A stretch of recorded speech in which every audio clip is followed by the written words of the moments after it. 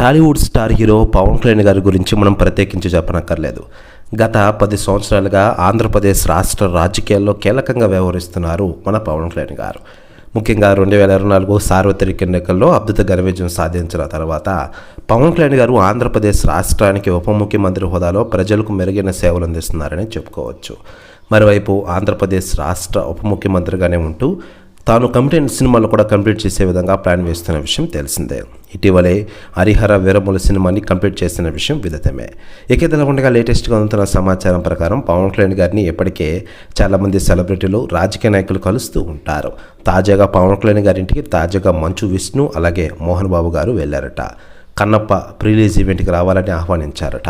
మరోవైపు Kannappa cinema ticket రేట్లు ఆంధ్రప్రదేశ్లో సవరించాలని పవన్ కళ్యాణ్ గారిని మరీ ముఖ్యంగా కోరినట్లు తెలుస్తోంది. దీంతో పవన్ కళ్యాణ్ గారు కూడా ఈ విషయంపై సానుకూలంగా స్పందించినట్టు తెలుస్తోంది. ప్రెస్ న్యూస్ కూడా తెగ వైరల్ అవుతోంది టోటల్ తెలుగు ఇండస్ట్రీలో. మరోవైపు పవన్ కళ్యాణ్ గారి లేటెస్ట్ సినిమాల విషయానికి వస్తే ఆయన నటిస్తున్న హరిహర వీరముల సినిమా షూటింగ్ని ఇటీవలే కంప్లీట్ చేసుకున్న ఆయన త్వరలోనే ఈ సినిమాతో ప్రేక్షకుల ముందుకు రాబోతున్నారు. పవన్ కళ్యాణ్ గారి సినీ కెరీర్లోనే మొట్టమొదటిసారిగా 12 రోజులు ఈ సినిమా మన ముందుకు రాబోతున్న విషయం మనకందరికీ తెలిసిందే.